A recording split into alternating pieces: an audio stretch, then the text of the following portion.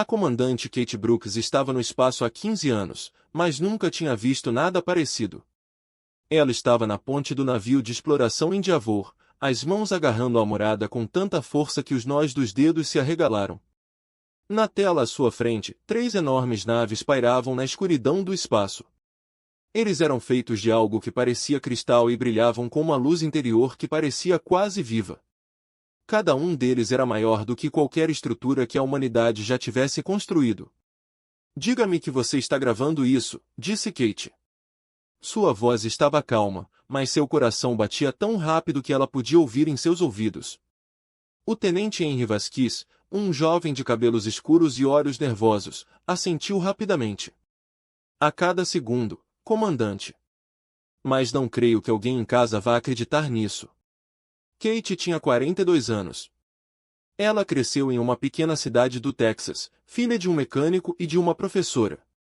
Ela ingressou no curso espacial da Terra Unida porque queria ver o que havia entre as estrelas. Ela sobreviveu a acidentes, desastres e à perda de seu marido na explosão da estação Titã, 3 anos atrás. Ela pensou que estava pronta para qualquer coisa. Ela estava errada.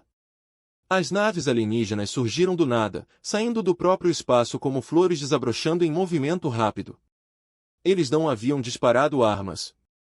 Eles não fizeram nenhum movimento ameaçador. Eles simplesmente esperaram, pendurados no vazio como mensageiros de um sonho. Eles estão tentando se comunicar? Kate perguntou a Dot Vasquez que trabalhava freneticamente em seu console. Estou captando algum tipo de sinal, mas nossos computadores não conseguem decodificá-lo. A linguagem é completamente desconhecida. Poderia levar horas para... Ele parou de repente. Seu rosto ficou pálido. O que é? Kate exigiu. O sinal acabou de mudar. Está se adaptando. Os alienígenas estão aprendendo nossa língua em tempo real, comandante, estão a analisar toda a nossa base de dados. Cada livro, cada gravação, cada informação que armazenamos nesta nave. Kate sentiu um arrepio percorrer sua espinha. Quaisquer que fossem esses seres, sua tecnologia era tão ligada às humanidades que poderia muito bem ser mágica. Eles cruzaram o abismo entre as estrelas, aprenderam uma língua inteiramente nova em minutos e fizeram tudo isso sem suar a camisa. Que chance a humanidade tinha contra um poder como esse? Os alto-falantes na ponte ganharam vida. Uma voz surgiu, estranha e mecânica, claramente traduzida de algo que as gargantas humanas jamais poderiam produzir. Humanos da Terra, somos representantes da Concórdia Galáctica, uma união de 800 espécies abrangendo 10.000 mundos. Chegamos a vocês não como conquistadores, mas como mendigos. Precisamos da sua ajuda. Kate trocou olhares com seu executivo, um homem corpulento chamado Pat Holloway. Suas sobrancelhas estavam tão altas que quase tocavam a linha do cabelo. Em todos os cenários que imaginaram para o primeiro contato, nenhum deles incluía alienígenas avançados pedindo ajuda à humanidade. Nossa civilização existe há 12.000 anos. A voz continuou. Temos tecnologias que pareceriam milagres para o seu povo. Mapeamos a galáxia, estudamos os segredos do universo e construímos maravilhas além da sua imaginação. E, no entanto, enfrentamos um inimigo que não podemos derrotar. Uma escuridão que consome tudo o que toca. A tela piscou e de repente mostrou imagens de guerra. Cidades alienígenas em chamas. Naves explodindo no vácuo do espaço. Criaturas que pareciam sombras vivas fervilhando sobre mundos pacíficos, deixando nada além da morte para trás. O domínio vrachiano, disse a voz. Eles não negociam. Eles não mostram misericórdia. Eles consomem e destroem, e nada do que fizemos foi capaz de detê-los. Em menos de um dos seus anos, a nossa civilização terá desaparecido. Kate encontrou sua voz. Abra um canal, ela ordenou. Vasquez assentiu. Canal aberto, comandante. Ela respirou fundo. Esta é a comandante Kate Brooks do United Army Vessel Endeavour. Ouvimos sua mensagem e lamentamos seu sofrimento. Mas eu não entendo. Sua tecnologia ciência está claramente muito além da nossa. Mal saímos do nosso próprio sistema solar. Não temos viagens mais rápidas que a luz, nem armas avançadas, nada que possa ajudá-los a travar uma guerra por toda a galáxia. Por que você veio até nós? A pausa que se seguiu pareceu durar para sempre. Quando a voz alienígena falou novamente, havia algo diferente nela. Algo que soava quase como medo. Comandante Brooks, observamos a sua espécie de longe durante 3 dos seus séculos. Nesse período, testemunhamos coisas que nenhuma outra espécie na galáxia jamais fez. Você sobreviveu a eras glaciais que teriam destruído qualquer outra civilização. Você sobreviveu a pragas que mataram metade da sua população e voltou mais forte. Você construiu armas capazes de destruir todo o seu mundo e, em vez de usá-las, encontrou uma maneira de conviver com elas. A voz fez uma pausa novamente. Entre todas as milhares de espécies em nossos registros, apenas uma assustou os precursores. Os precursores eram seres de imenso poder que semearam a vida em toda a galáxia há milhões de anos. Eles não temiam nada e, ainda assim, encontraram o seu mundo, e ficaram tão aterrorizados com o que viram que esconderam você e apagaram todos os registros de sua existência. Kate sentiu o sangue sumir de seu rosto. Eles tinham medo de nós. Por quê? Não entendemos completamente, mas temos uma teoria. A sua espécie não evoluiu num mundo gentil. Seu planeta é um lugar de perigo constante. Predadores, doenças, desastres naturais, temperaturas extremas. Cada geração de humanos teve que lutar simplesmente para sobreviver. Isso transformou você em algo único. A voz alienígena caiu mais baixo, quase um sussurro. Você não desiste, nunca. Quando você enfrenta probabilidades impossíveis, você não se rende. Você luta mais. Quando tudo parece perdido, você encontra uma maneira de seguir em frente. Vimos sua história. Vimos soldados atacarem rumo à morte certa. Vimos mães levantarem pesos impossíveis para salvar os seus filhos. Vimos o seu povo sobreviver a coisas que teriam destruído qualquer outra espécie na galáxia. Kate pensou em sua própria vida. Ela pensou no dia em que recebeu a notícia do marido, em como ela quis desistir, parar de lutar, deixar o universo vencer. E ela pensou em como havia se levantado na manhã seguinte e continuado mesmo assim, porque era isso que os humanos faziam. Os Vrachianos são predadores, continuou a voz. Eles esperam que suas presas corram, se escondam e se submetam. Eles nunca encontraram uma espécie que revide, não importa o custo. Eles nunca enfrentaram criaturas que preferissem morrer a se render. Acreditamos que é por isso que os precursores temiam você. Não são suas armas. Não é a sua tecnologia. É o seu espírito. E é desse espírito que precisamos desesperadamente. Kate ficou em silêncio por um longo momento. Ela olhou ao redor da ponte para sua tripulação. Ela viu medo nos olhos deles, mas também viu outra coisa. Ela viu determinação. Ela viu a mesma recusa teimosa em desistir que levou a humanidade a atravessar todas as crises da sua história. Conte-me tudo, ela disse finalmente. Conte-me sobre seu inimigo. Conte-me sobre esta guerra. E então, vamos ver o que os humanos podem fazer. Na tela de visualização, as naves cristalinas pareciam pulsar com luz. Em algum lugar lá fora, através da vasta escuridão do espaço, um antigo mal esperava. Ele conquistou milhares de mundos. Destruiu civilizações que existiam há milênios, mas nunca enfrentou a humanidade. E isso, pensou Kate, poderia fazer toda a diferença. 6 meses se passaram desde que as naves alienígenas apareceram no céu da Terra. 6 meses de reuniões, discussões e decisões difíceis. Agora, o almirante Gregory Cole estava no grande salão do Conselho da Terra Unida em Genebra, preparando-se para pedir à humanidade algo que nunca tinha dado antes.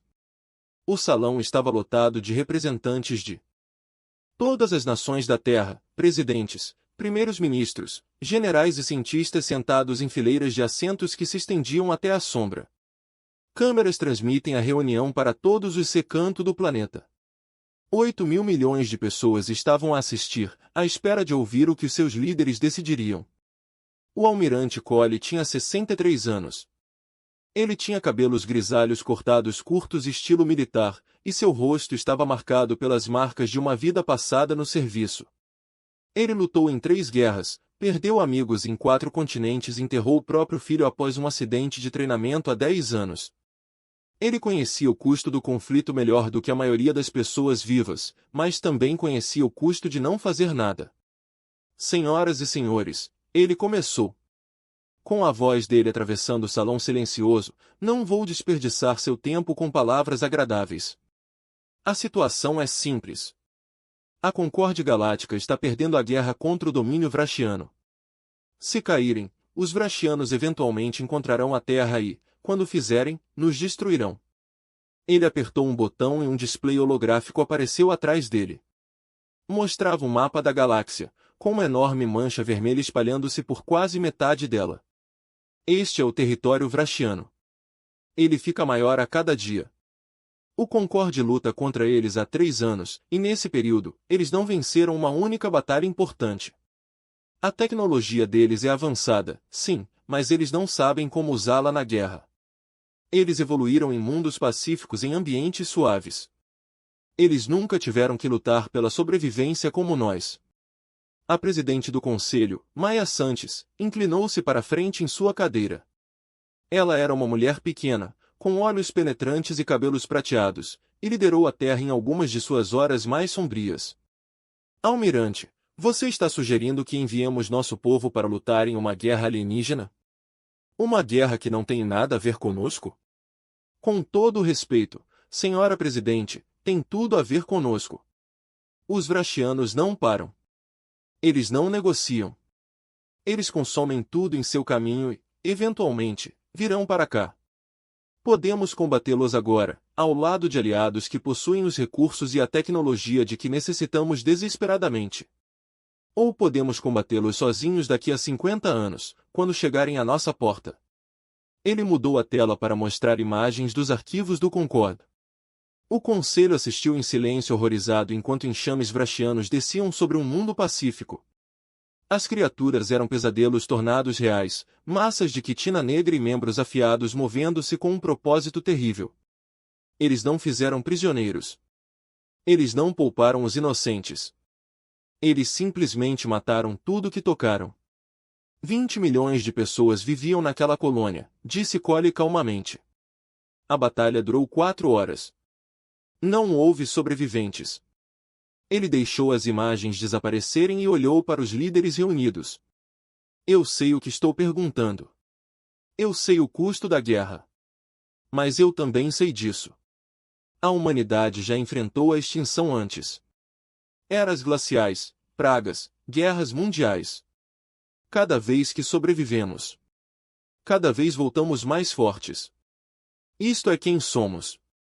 Isto é o que fazemos.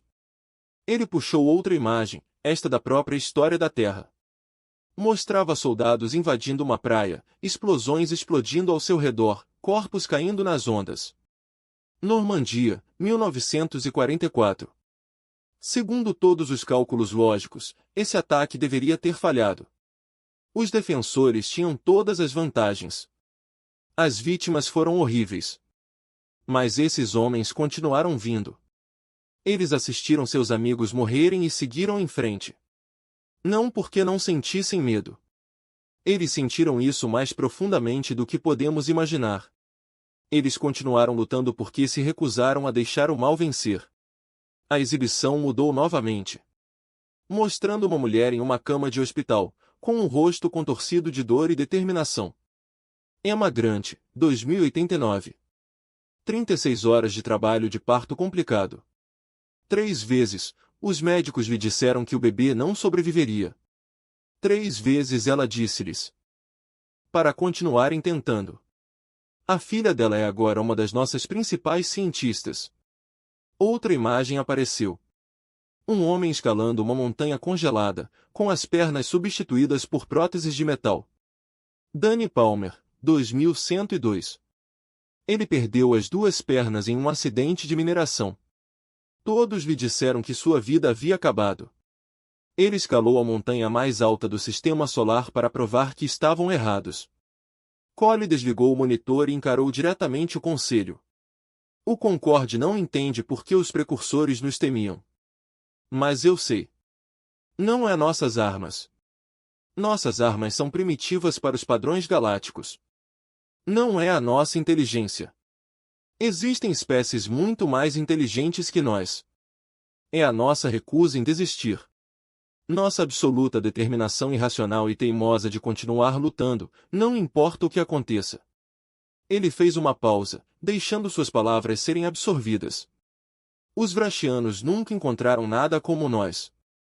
Eles são predadores e os predadores esperam que suas presas corram. Eles não sabem o que fazer com uma espécie que corre em direção ao perigo em vez de fugir dele. Eles nunca enfrentaram criaturas que preferissem morrer a se render. O presidente Santos ficou quieto por um longo momento. O salão inteiro pareceu prender a respiração. Do que você precisa, almirante? Ela perguntou finalmente. Cole se permitiu um pequeno sorriso. Tudo o que temos. Cada navio, cada soldado, cada cientista e engenheiro. O Concorde compartilhará sua tecnologia conosco. Viagens mais rápidas que a luz, armas avançadas, tecnologia médica além dos nossos sonhos. Em troca, vamos ensiná-los a lutar. Mostraremos a eles o que a humanidade pode fazer quando estamos com as costas contra a parede. E se falharmos? Perguntou outro membro do conselho. Se os Vrachianos forem fortes demais até para nós, Cole olhou nos olhos dele com firmeza. Então morreremos lutando. Faremos com que eles paguem por cada centímetro de espaço que ocuparem. Iremos machucá-los tanto que eles se lembrarão de nós por 1000 anos. E talvez, apenas talvez, ganhemos tempo suficiente para que outra pessoa termine o que começamos. Ele olhou ao redor do salão uma última vez. Não pedimos esta guerra. Nós não procuramos isso. Mas encontrou-nos de qualquer maneira e agora temos uma escolha. Podemos nos esconder aqui na Terra, fingir que o universo não existe e esperar que a escuridão nos encontre. Ou podemos levantar-nos, ir lá e mostrar à galáxia do que é feita a humanidade. Ele endireitou os ombros e ergueu o queixo. Eu sei que escolha estou fazendo. A questão é, que escolha você fará? A votação, quando veio, foi unânime. 18 meses depois, a primeira frota humana deixou o sistema solar da Terra, carregando consigo a farsa e os medos de uma espécie inteira. Eles não sabiam se iriam vencer. Eles não sabiam se sobreviveriam. Mas eles sabiam de uma coisa com absoluta certeza. Eles não iriam em silêncio. Os Vrachianos conquistaram 1000 mundos. Eles destruíram civilizações mais antigas que toda a existência da humanidade. Eles pensavam que sabiam como era a guerra. Eles estavam prestes a descobrir o quanto estavam errados. A frota humana emergiu do hiperespaço como lobos entrando num campo de ovelhas. 300 navios de guerra, cada um repleto de armas, cada um tripulado por homens e mulheres que se voluntariaram para travar uma guerra entre as estrelas. À frente deles voava a nau Capitã Invicta, uma enorme embarcação de aço e fogo que não parecia nada elegante. As naves cristalinas da Concórdia Galáctica, Capitã Beck Dawson, estavam na ponte do porta-aviões Liberty, observando a exibição tática com olhos frios e calculistas. Ela tinha 28 anos, a capitã mais jovem da frota. Ela tinha cabelos castanhos curtos, uma cicatriz na bochecha esquerda devido a um acidente de treinamento e olhos que tinham visto muita dor para alguém tão jovem. Seu irmão morreu no ataque terrorista lunar há 7 anos. Ela passou todos os dias desde que eles se prepararam para um momento como este. Números vrachianos? Ela perguntou. Sua voz firme e calma. O tenente Carlos Mendes, seu oficial tático, ergueu os olhos do console. Suas mãos tremiam ligeiramente, mas sua voz era firme. Aproximadamente 12.000 navios, capitão. Eles nos superam em número de 40 para 1. Ao redor da ponte, a tripulação trocou olhares nervosos. 12.000 navios. Probabilidades de 40 para 1.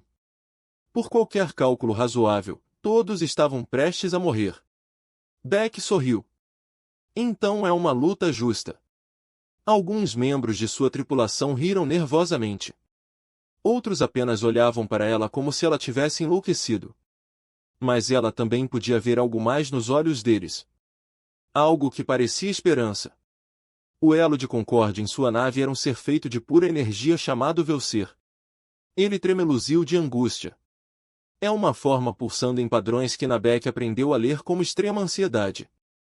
Capitão Dawson, certamente não pode estar falando sério. Essas probabilidades são impossíveis. Nenhuma frota na história da Concorde enfrentou tais números e sobreviveu. Beck se virou para encarar o alienígena. Velser, deixe-me contar uma coisa sobre os humanos. De volta à Terra, houve uma batalha chamada Termópilas. 300 soldados enfrentaram um exército de mais de 100.000. Eles sabiam que iriam morrer. Eles lutaram de qualquer maneira e mantiveram esse passe por 3 dias. Eles deram ao seu povo tempo para se preparar, tempo para revidar. Eles perderam a batalha, mas o seu sacrifício ajudou a vencer a guerra. Ela voltou para a tela de visualização. Não estamos aqui para sobreviver, Velser. Estamos aqui para vencer. E se não conseguirmos vencer, estamos aqui para feri-los tanto que eles nunca esquecerão o que os humanos podem fazer. Ela abriu um canal de comunicação para toda a frota. Uma voz seria ouvida em cada navio, por cada soldado, piloto e tripulante da frota humana. Todos os navios, este é o Capitão Dawson. Todos vocês viram o que os Rashianos fazem com os mundos que conquistaram. Você viu as imagens dos massacres. A destruição. A aniquilação completa de pessoas inocentes. Hoje, mostramos a eles que a humanidade é diferente. Hoje, ensinamos-lhes por que é que os precursores tinham medo de nós. Todos os navios se engajam à vontade. Faça com que eles se lembrem de nós. A batalha que se seguiu seria estudada e discutida durante séculos. Os observadores da Concorde, observando de uma distância segura, não podiam acreditar no que viam. As táticas humanas não faziam sentido para eles. Enquanto os navios Concorde sempre mantinham uma formação cuidadosa e recuavam quando danificados, os navios humanos lutavam em aparente caos. Eles mergulharam e mergulharam. Eles abauroaram navios inimigos quando suas armas falharam. Eles fizeram coisas que nenhuma espécie sã jamais faria. Um contratorpedeiro chamado Defiance sofreu 17 ataques diretos. Seu casco foi rasgado e a atmosfera foi liberada para o espaço. Qualquer navio Concorde teria recuado e tentado salvar a tripulação. Em vez disso, o Defiance acelerou. Ele foi direto para o coração de um grupo de comando Rashiano e então seu reator explodiu. Para a Terra, as últimas palavras do capitão Johnny Rivera ecoaram em todos os canais de comunicação.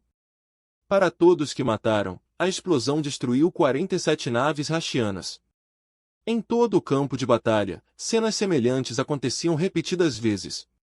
Os pilotos eram ejetados de caças aleijados e acionavam manualmente os sistemas de autodestruição de suas naves no meio de enxames inimigos. Os fuzileiros navais abordaram navios Rashianos em combates desesperados de curta distância, lutando com facas e com as mãos nuas quando suas armas ficaram sem munição. Um navio médico, completamente desarmado, posicionou-se entre um porta-aviões danificado e os torpedos Hatchin que chegavam. Sacrificando-se para salvar suas irmãs, Beck assistiu tudo desde a ponte do Liberty. Dirigindo seus lutadores, coordenando ataques. Mantendo sua tripulação focada na missão. Ela havia perdido metade de seu complemento de caça nas primeiras 3 horas. 1/3 de sua tripulação estava morto ou ferido. O próprio Liberty estava liberando a atmosfera de uma dúzia de brechas, e seus motores funcionavam com energia reserva. Mas ela ainda estava lutando. 12 horas de batalha, algo sem precedentes aconteceu. A frota Rashiana, que vinha pressionando seu ataque com fúria implacável, hesitou de repente. Os navios que avançavam pararam. As formações de ataque se separaram. Pela primeira vez na história registrada, os Rashianos ficaram confusos. A forma de Velser brilhou de espanto. Eles estão recuando. Capitão, os Rashianos nunca recuaram. Em 12.000 anos de história do Concorde, eles nunca recuaram de uma batalha. Beck observou os navios inimigos recuarem, sua mente exausta lutando para processar o que estava vendo. Os humanos não venceram, exatamente. Eles perderam mais de 100 navios, milhares de vidas. Os Rashianos ainda os superavam em número por uma margem enorme. Mas o inimigo estava recuando. Eles não nos entendem, ela disse calmamente. Eles lutam contra o Concorde há anos, e o Concorde sempre ruma NS quando as coisas ficam ruins. Eles esperam que a presa fuja. Eles não sabem o que fazer quando a presa revida. Ela pensou em todas as pessoas que morreram hoje. Johnny Rivera e sua tripulação no Defiance. Os pilotos que se sacrificaram. Os fuzileiros navais que lutaram até o último suspiro. Eles sabiam que poderiam não sobreviver e vieram de qualquer maneira. Foi isso que tornou os humanos diferentes. Nem as suas armas, nem a sua tecnologia, nem os seus números. Foi a disposição deles de enfrentar probabilidades impossíveis e lutar de qualquer maneira. Foi a recusa deles em desistir. Mesmo quando desistir era a única escolha lógica. Envie uma mensagem para a frota, ordenou Beck. Diga-lhes que o inimigo está recuando. Diga-lhes que mantivemos a linha. E diga-lhes para se prepararem para a próxima batalha. Porque esta guerra não acabou. Ela se virou para Velcir, que ainda estava olhando para a tela, incrédulo. Você me perguntou uma vez o que torna os humanos tão perigosos, ela disse. Agora, você sabe, passamos toda a nossa existência lutando para sobreviver. Contra o nosso planeta, uns contra os outros, contra nós mesmos. Cada um de nós é descendente de sobreviventes. Evoluímos não apenas para suportar as dificuldades, mas para correr em direção a elas. Os Vrashianos são predadores que esperam que as presas fujam. Eles nunca encontraram uma espécie que caça de volta. Fora da janela de observação, as estrelas queimam frias e eternas. Os Vrashianos estavam recuando, mas retornariam. A guerra estava longe de terminar. Mas hoje, pela primeira vez, o inimigo aprendeu algo que nenhum mundo conquistado lhes ensinou. Eles aprenderam a ter medo. E esse medo, quando ele sabia, era apenas o começo. Kefren ficou na beira da plataforma de pouso e observou a nave de transporte descer através das nuvens alaranjadas de Tétis. Sua escama mudou do azul profundo para o cinza, um sinal de desconforto que ele não conseguia controlar totalmente. 300 anos de tradição militar de Veloze não o prepararam para este momento. A coligação tomou uma decisão que muitos consideraram tola e Kefren foi escolhido para testemunhar os resultados em primeira mão. O transporte pousou com um baque forte. O vapor saía sibilando das aberturas de ventilação quando as portas traseiras começaram a se abrir. Kefren endireitou sua postura e colocou as mãos atrás das costas. Ele era um oficial de combate sênior. Ele mostraria respeito, mesmo que não sentisse isso. Os humanos saíram em fila única. Eram 4, carregando seus equipamentos nas costas como trabalhadores comuns. Eles usavam armaduras macias que pareciam rasgar sob o fogo de plasma mais fraco. A pele deles estava nua em seus rostos e mãos, mostrando a frágil carne rosada e marrom por baixo. Kefren leu os relatórios sobre os humanos, mas vê-los pessoalmente foi diferente. Eles pareciam tão pequenos, tão quebráveis. O que estava na frente parou diante de Kefren e estendeu a mão. Esta foi uma saudação humana. Kefren lembrou. Ele estendeu a mão e agarrou a mão do humano com cuidado, com medo de esmagar os ossos delicados. Sargento Kyle Murphy, disse o humano. Sua voz era calma e firme. Minha equipe está pronta para implantação. Kefren estudou o rosto do sargento. O humano tinha rugas ao redor dos olhos e uma cicatriz no queixo. Seu cabelo era cortado bem curto e seus olhos tinham um estranho tom de verde que parecia passar através de Kefren, e não pela bainha. Não havia medo naqueles olhos. Também não houve excitação. Apenas uma paciência tranquila que Kefren achou perturbadora. Sou oficial de combate, Kefron, respondeu ele. Fui designado para integrar sua unidade em nosso batalhão. Siga-me até a sala de instruções. Os outros humanos seguiram o passo do sargento. Kefren aprendeu seus nomes enquanto caminhavam pela base.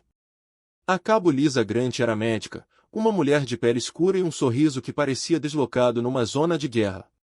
Ela cantarolava baixinho enquanto caminhava, um hábito que Catherine achou estranho. O soldado Danny Ortega era o mais novo, pouco mais que uma criança para os padrões humanos. Ele tinha grandes olhos castanhos e movia-se com a energia nervosa de alguém que nunca tinha visto um combate real especial. Street Megan Shaw cuidou de suas comunicações. Ela era alta para uma mulher humana, com cabelos claros presos atrás do rosto. Ela caminhava com a cabeça ligeiramente inclinada, como se estivesse ouvindo sons que ninguém mais conseguia ouvir. A sala de instruções era fria e mal iluminada, projetada para olhos velozes. Os humanos não reclamaram, mas Catherine os notou semicerrando os olhos para ver as telas. Ele fez uma anotação mental para ajustar a iluminação para reuniões futuras. O coletivo Drakil vem avançando neste setor há 3 meses. Catherine começou a trazer um mapa holográfico. Eles conquistaram 11 mundos e mataram mais de 2 milhões de soldados da coalizão. Nossa missão é manter a instalação de mineração em Severus 4 até a chegada de reforços. Estaremos lá por 72 horas. Ele fez uma pausa e olhou para os humanos. Esta foi a parte onde a maioria das espécies começou a demonstrar medo. Os Drakils eram monstros. Eles tinham 2,5 metros de altura, com exoesqueletos blindados e garras que podiam rasgar metal. Eles não sentiram dor e não mostraram piedade. Até os Volozi, os maiores guerreiros da galáxia, aprenderam a respeitar o seu poder. Kyle Murphy olhou para o mapa e balançou a cabeça lentamente. Que tipo de números estamos olhando? A inteligência sugere uma leve presença inimiga, disse Catherine. Talvez 200 guerreiros Drakil em nosso batalhão? 500 soldados, 300 Volozi, 100 auxiliares Tenari e sua equipe de 4 pessoas. Catherine não conseguiu esconder a dúvida em sua voz. Perdoe-me, sargento, mas devo perguntar. Sua espécie não tem experiência em lutar contra os Drakil. Você tem certeza de que seu pessoal está pronto para isso? Murphy sorriu. Foi um pequeno sorriso, quase invisível, mas que transformou seu rosto de uma forma que Catherine não entendeu. Nós vamos conseguir. Danny Ortega riu alto. A lisografia ainda estava zumbindo. Megan Shaw já estava estudando as frequências de comunicação, seus dedos movendo-se pelo equipamento com facilidade e prática. Catherine sentiu uma mudança de escala novamente. Esses humanos não estavam agindo como soldados, prestes a enfrentar dificuldades esmagadoras. Eles estavam agindo como se estivessem fazendo uma patrulha de rotina. Os Drakil não são como os outros inimigos, disse ele, tentando fazê-los entender. Eles não se rendem. Eles não recuam. Eles continuarão lutando até que cada um deles esteja morto e tentarão garantir que você morra primeiro. Murphy encontrou seus olhos. Parece que eles nunca lutaram contra humanos antes. Havia algo em sua voz que fez Catherine parar. Não foi exatamente arrogância. Era outra coisa, algo mais profundo. Uma espécie de certeza que não precisava ser barulhenta ou agressiva. Murphy acreditou no que estava dizendo. Ele acreditava nisso. Completamente. O briefing continuou, mas Catherine se viu observando mais os humanos do que as exibições. Ele observou como eles se moviam, como falavam entre si, como preparavam seus equipamentos. Eles foram eficientes, mas não apressados. Eles brincaram um com o outro, trocando palavras que o tradutor de Catherine classificou como insultos, mas que pareceram fazê-lo sorrir. Lisa Grant o pegou olhando e acenando alegremente. Não se preocupe conosco, grandalhão. Já passamos por coisas piores que isso. Pior que o Drakil? Catherine perguntou a Dodd. Ela pensou sobre isso por um momento. Bem, talvez não seja pior, exatamente. Mas já passamos por muita coisa. Os humanos são mais difíceis de matar do que parecemos. Catherine não sabia o que dizer sobre isso. Ele tinha visto os relatórios humanos casualmente de outros conflitos. Eles morreram tão facilmente quanto qualquer outra espécie de pele macia. Um raio de plasma, um golpe de garra e eles caíram como qualquer outra criatura. Mas Lisa Grant não parecia preocupada. Nenhum deles fez isso. Naquela noite, Catherine fez sua primeira anotação em seu diário pessoal. Ele escreveu sobre os humanos, sobre seu comportamento estranho, sobre a falta do medo adequado. Ele concluiu que eles simplesmente não entendiam o que estavam enfrentando. Eles eram ignorantes, e essa ignorância os tornou corajosos. Mais tarde, ele aprenderia o quão errado estava sobre tudo. O transporte para Severisfor partiu de madrugada. Kefren sentou-se em frente a Kyle Murphy e tentou não olhar para as mãos do sargento. Eles estavam firmes. Perfeito, firmemente estável. Até mesmo os guerreiros velozes às vezes tremiam antes da batalha. Mas Murphy sentou-se como uma estátua. Seus olhos fechados, sua respiração lenta e regular. Você está dormindo? Kefren perguntou. Descansando, Murphy respondeu sem abrir os olhos. Grande dia pela frente. Poderia muito bem economizar energia. Ao seu lado, Daniel Ortega verificava sua arma pela quarta vez. Lisa Grant estava lendo algo em uma tela pequena. Textos médicos, pelo que parece. Megan Shaw também estava com os olhos fechados, mas seus dedos batiam na perna em um ritmo que combinava com seu cantarolar anterior. Eles estavam indo para a guerra. E eles agiram como se fosse apenas mais um dia. Kefren fechou os olhos e tentou descansar. Mas o sono não viria. Ficava pensando no sorriso do sargento, no cantarolar do cabo e na risada do soldado. Ele continuou pensando que havia perdido algo importante. Algo que mudaria tudo. A instalação de mineração em Severisfor era um conjunto de edifícios cinzentos espalhados por um vale rochoso. As montanhas erguiam-se em 3 lados, proporcionando defesa natural, mas também limitando as rotas de fuga. O quarto lado abria-se para uma planície plana que se estendia por quilômetros sob um céu cor de ferrugem. Era uma boa posição para defender, pensou Kefren. Foi também um lugar perfeito para matar o batalhão espalhado pelas instalações durante as primeiras horas. Os guerreiros velozes assumiram as 4 posições, suas escamas misturando-se com a rocha cinzenta. Auxiliares Tenari guardavam os depósitos de suprimentos e centros de comunicação. E os 4 humanos? Eles se instalaram perto do centro do campo, construindo o que chamaram de hospital de campanha com equipamentos portáteis. Kefren observou Lisa Grant organizar os suprimentos médicos com movimentos rápidos e eficientes. Dani Ortega estava ajudando ela. Seu nervosismo anterior foi substituído pela concentração. Kyle Murphy percorreu o perímetro com Megan Shaw, estudando o terreno e fazendo anotações em um pequeno dispositivo. O vale canaliza qualquer ataque em direção ao nosso centro, disse Murphy, quando Kefren se juntou a eles. Bom para fogo concentrado. É ruim se formos invadidos. Não seremos invadidos, disse Kefren com firmeza. Os Velozi mantiveram posições contra probabilidades piores. Murphy assentiu, mas não pareceu convencido. Qual é o nosso plano de extração se as coisas derem errado? Não há plano de extração. Aguardamos até que os reforços cheguem. Essa é a nossa missão. O sargento ficou quieto por um longo momento. Então ele sorriu aquele pequeno sorriso novamente. Ok então. Nós seguramos. A noite caiu rapidamente em Severus 4. O céu cor de ferrugem ficou preto e a temperatura caiu até o corpo de sangue frio de Kefren começou a se sentir desconfortável. Os humanos se enrolaram em cobertores térmicos, mas não reclamaram. Eles se revezavam para dormir enquanto um deles permanecia sempre acordado, lançando a escuridão com dispositivos estranhos presos aos olhos. O ataque ocorreu há 3 horas. Depois da meia-noite, Kefren estava revisando os relatórios da patrulha quando a primeira explosão iluminou o perímetro leste. Depois o segundo. Depois o terceiro.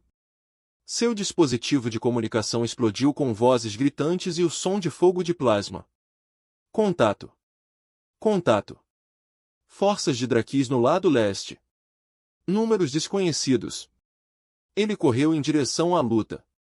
Suas pernas o transportavam pelo solo rochoso com a velocidade de 3 séculos de treinamento. Mas mesmo antes de chegar, ele sabia que algo estava errado. O relatório dizia 200 guerreiros inimigos. O som da batalha dizia algo muito diferente. O perímetro leste era cenário de um pesadelo. Os guerreiros de Draki surgiram através das brechas na linha defensiva. Seus corpos enormes se moviam com uma velocidade terrível. Eles tinham quase 2,5 metros de altura. Seus exoesqueletos pretos refletindo o brilho do fogo das armas. Suas garras cortam a armadura dos Veloci como se fossem papel. Seu rugido sacudiu o chão. Dot, não havia 200 deles. Eram milhares. Kefren pegou o rifle de um soldado caído e acrescentou fogo à defesa. Ao seu redor, os guerreiros Veloci lutaram com uma coragem desesperada. Mas não foi suficiente.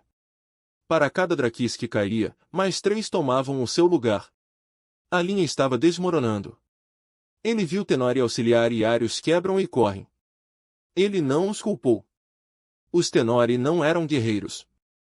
Eles nunca haviam enfrentado algo assim. Uma voz estalou em seu ouvido. Era Kyle Murphy. Todas as forças da coalizão recuam para o perímetro secundário. Repita, volte para o secundário. Cobriremos sua retirada. Kefren quase riu do absurdo. 4 humanos cobrindo a retirada de um batalhão inteiro. Foi suicídio, mas então ele os viu. Os 4 humanos posicionaram-se numa pequena colina com vista para a abordagem principal.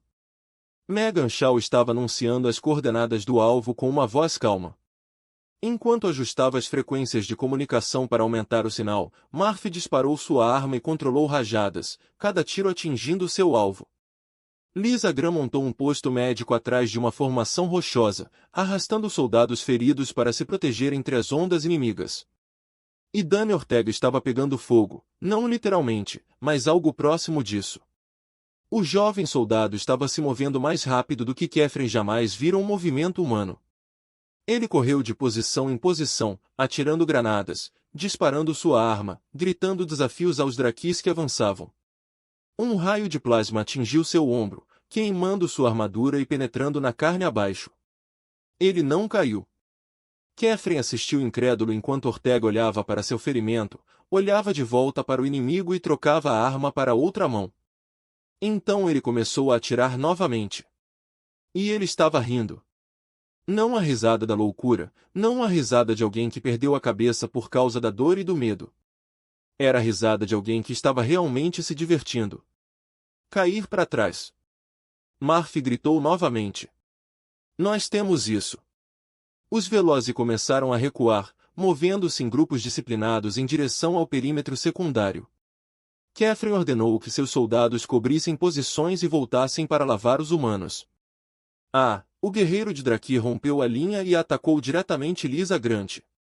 Ela estava curvada sobre Tanari ferido, aplicando um curativo em sua perna. Ela não viu o monstro chegando. Kefren abriu a boca para gritar um aviso. Mas antes que as palavras pudessem sair de sua garganta, algo impossível aconteceu. Grant ergueu os olhos, viu Drakis atacando e se jogou de lado. Com um movimento suave, ela tirou um instrumento médico do cinto e o enfiou no olho da criatura. O Drakis gritou e caiu, arranhando seu rosto. Grant retirou a ferramenta, limpou-a no uniforme e voltou a tratar o paciente. Ela ainda estava cantarolando. As escamas de Kefren ficaram completamente brancas. Ele percebeu que suas mãos tremiam, não por medo dos Drakis. Ele os enfrentou antes e sobreviveu. Isso foi algo diferente. Esse era o medo de assistir algo que não deveria existir. Os humanos mantiveram a colina por 23 minutos. Naquela época, eles mataram mais de 40 guerreiros Drakis e permitiram que o batalhão estabelecesse uma nova linha defensiva. Quando eles finalmente recuaram, Ortega estava sendo carregado por Murphy, seu ferimento no ombro finalmente superou sua capacidade de lutar. Mas ele ainda estava consciente. Ele ainda estava sorrindo.